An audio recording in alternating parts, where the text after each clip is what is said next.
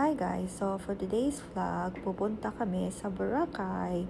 So nandito na kami sa airport. So maaga kaming gumising dahil maaga ang aming flight. I think 9:30 ng morning yung flight namin. So ayan, naka-check-in na kami. So hanapin na namin yung gate namin. So ayan, ang daming tao, ang daming magbabakasyon or uuwi sa kanilang mga probinsya. So ayan, boarding na guys. So ito yung airplane. So Cebu Pacific. So ayan. So papunta na tayo sa loob ng airplane guys. So ayan, tingnan nyo naman, napakaganda ng view, diba? So ayan. So comment down below kung ano sinakyan nyo papuntang Katiklan. 1 hour later. So ayan, naglanding na kami dito sa Katiklan Airport. So antayin lang namin makuha yung suitcase ni G-Style. So ayan si G-Style at si Jiro at hindi ko makita si Gab pero kasama namin siya guys. So ayan, ito yung itsura ng arrival area ng Katiklan Airport. Ayan, ang daming tao, diba guys? So, ayan yung airplane namin. So, ayan, antay-antay lang kami hanggang mag-start ng i-distribute yung mga suitcases. So, ayan, yan na si Kuya Jiro at si Kuya Gab. So, after naming makuha yung suitcase ni G-Style, so, ayan yung mga van na magdadala sa'yo doon sa port para sasakay kami naman ng boat papuntang Boracay Island. So, ayan. Ito yung dinaanan namin papunta dun sa port. So, ayan. Napakaganda ng view, diba? At walang traffic. So, ayan. Nandito na kami. So, tingnan natin kung ano yung boat na sinakyan namin. I think yung pangatlo. Ayan. So, lakad-lakad. So, habang naglalakad kami, niloload na nila yung mga suitcases ng mga pasahero. So, ayan na ang mga kuya. Relax na relax. At kami ni G-Style, nag-aantay ng umandar yung boat. So, ayan. Ayan. Tingnan nyo naman guys. Napaka-excited namin na bumalik dito sa Boracay. So, ayan. May mga life jacket sila sa boat kasi requirement yan. So ayan, umandar na sa wakas. So parang mga 15 minutes lang yung pagitan ng port to port. So ayan guys. Few moments later. So ayan, nakarating na kami dito sa Boracay Island. So antayin lang namin yung suitcase ni G-Style ibigay sa amin. So ito yung view. And after nyan, antayin namin yung van na dadalhin kami sa Mandarin Bay Spa and Resort. Bali, Station 2 siya guys. So, ayan, may pa-welcome sila. Talagang welcome na welcome kayo dito sa Mandarin Bay. Kung nakapag-stay na kayo dito guys, comment down below. So, ayan, nandito na kami sa aming room. So, malaki yung room na kinuha namin ni G-Style. So, ito yung suite room nila. So, ayan, tingnan nyo naman. May pa-welcome silang mga fruits at, ayan, may suman. So, ang sarap niyan, guys. Talagang nagustuhan ko. Ayan. So, may living room. At ito yung mini bar nila. Ayan. At yung mga drinks na yan guys, complimentary lahat. Walang bayad. Every day, nire-refill nila. So, ayan. And may TV. At ito yung king bed. Ayan. At, ayan. May walk-in closet. So, ayan. At yung bathroom nila. Parang his and hers na sink. At yung bathtub at toilet at ako. So ayan, and then dito nyo lalagay yung mga gamit ninyo. Ayan, may bathroom, and then siyempre may safe and drawer, at may mga slippers. Ayan, ako yan guys. Backpackers tayo guys dahil 4 days and 3 nights lang kami dito sa Boracay. So, ayan yung shower. napakaganda. At tingnan natin yung view. Ayan guys. Diba? Napakaganda. Yan. So, maraming tao dito ngayon sa Mandarin Bay kasi napakaganda. At according to our source, so 1 year pa lang itong Mandarin Bay Spa and Resort. So, ayan, bagong-bago. So, ayan. Ito naman yung sa kabila. Meron din kami ditong balcony. Ayan, on the side. Ayan. At ako, ayan. So, lakad-lakad tayo. Ayan, pakita ko sa iyo ulit. Ayan. Anong masasabi ninyo sa room namin, guys? Comment down below. Ayan. So, napakalaki ng room. Ayan. So, sila Kuya Gab at Kuya Jiro, dun sila sa kabilang room. Ayan. Bali, magkatabi lang yung room namin. Hindi siya connecting room, pero okay na rin. At least, magkatabi kami ng room. So, ayan. Tingnan niyo yung pool. Napakalaki. So, ayan. So, malaki siya, guys. Ayan. And, ayan. At, nandito ako sa room nila Kuya Jiro at ni Kuya Gab. So, ayan yung toilet nila. Shower. Yung sink. At ako. At may bathtub din sila. Ayan. Ayan. At meron din silang safe, may drawer. Meron din silang extra slippers. Pwede nilang gamitin yan. Ayan, may bathrobe for 2. Ayan, yan yung room namin. 513. Ayan, balik na ako dito. At ayun si G-Style. At meron silang love letter para sa akin. Pa-welcome na love letter. So, ayan. Ayan yung mga fruits na binigay nila sa akin. Ayan. So, meron siyang parang chocolate siya, guys. At meron din silang wine. So, libre lahat yan, guys. At nire-refill nila everyday.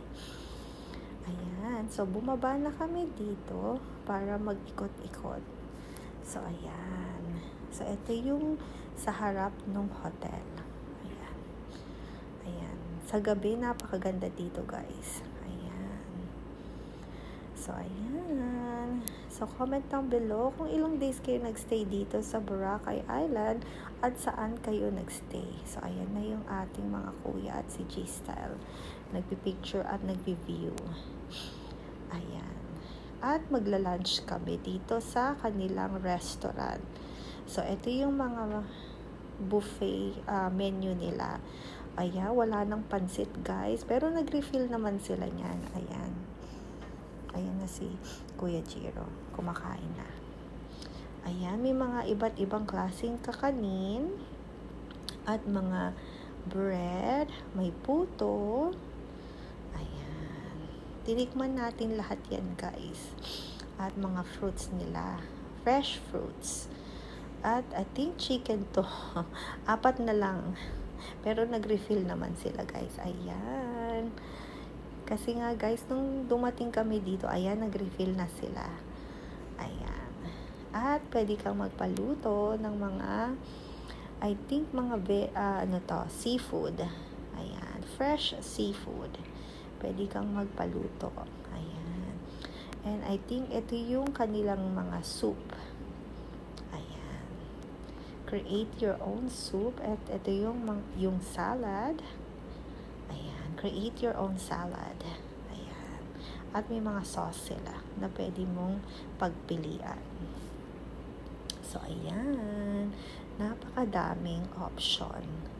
At I think ito yung soup. O yan, may beef bulalo. At ito yung mga kinuha ko sa aking first batch ng plate. Ayan na si G-Style. At ang mga kuya natin, nag-start ng kumain. Ayan. Ayan. So, kung nakapag-stay na kayo dito sa Mandarin Bay, ano yung mga kinain ninyo? At ano yung mga favorite ninyong kinain dito na food? Ayan. So, ayan. So, after naming mag-lunch, nag-ikot-ikot kami dito sa baba. So, ayan. Makikita nyo naman, guys. Ayan, sa pool area nila. Ayan. Ang ganda, diba? So, ayan. So, wala masyadong tao dito banda. Dahil siguro nandun silang lahat sa beach. Ayan, sundan natin ang mga kuya at si G-Style. Tingnan natin kung anong ginagawa nila. So, ayan, chill lang sila. At, ayan yung mga tao, nagsiswimming na sila. Ayan. Actually, maaga kaming dumating dito. Pero, maaga nila naman kaming pinag-check-in. Kasi nga, wala pang 1 hour ang aming flight.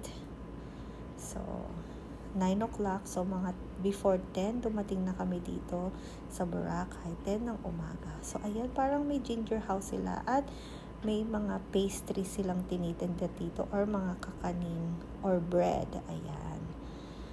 Kung nandito kayo guys, napakabango itong area na to. At, ayan yung mga kuya natin. Naglaro na sila. I think, anong tawag ng game nila? I think checkers ito. Comment down below kung alam niyo tong game na nilalaro nila. So ayan guys. 20 minutes later. So ayan, tingnan niyo naman si Kuya Jiro. So ayan, nag-decide silang magganyan. So ayan, per hour ang bayad dyan guys. And after nyan, meron kaming mga drinks dito sa poolside. So, ayan. And after namin mag-relax sa poolside at sa beach, ayan, naglakad-lakad na kami dito guys sa labas. Ayan. Tingnan nyo naman. Ang ganda dito maglakad-lakad. Nakaka-relax. So, ayan. Tingnan nyo naman guys. Ang dami-daming pwedeng gawin dito sa Boracay. So, ayan. Si G-Style. So, mga restaurant, merong mga tattoo, yung henna, and then yung gusto mong magpa-braid, at may shopping din para sa mga souvenirs. So, ayan. Lakad-lakad. At dumaan kami dito sa Astoria. So, meron silang pa-free meal dito sa Astoria. So, dumaan kami dito and para i-check kung anong meron dito sa buffet nila. So, ayan. And, ayan yung mga food nila. Mukhang masarap. So, ayan. Mga fruits. Fresh fruits. At, I think, ano to? Tingnan natin. Hindi ko alam kung ano to guys eh. Pero, ayan. I think, parang mga cheese and then pandesal or bread. Ayan, more bread. Ayan. So, sabi nila, tignan muna natin sa iba kung saan tayong kakain. Pero, ayan, nag-end up kami dito sa Mamma Mia sa Mandarin Bay. Ayan, dumating na yung bread namin. At yung in-order ni G-Style na salad. So, ayan. Ayan. At yung in-order kong pasta. So, nakalimutan ko guys kung ano tong pastang in-order ko. So, ayan. Ito rin yung in-order ko para sa akin na dip. Ayan. At more food para sa amin na in-order ni G-Style. Ayan, natatawa sila kasi parang ngayon pa lang, ang dami-dami ng dumating na food at more coming. So, ayan. So, ayan. Nag-start na silang kumain. At ito yung itsura ng restaurant, yung Mamma Mia, dito sa Mandarin Bay. At ito yung pizza. Ayan.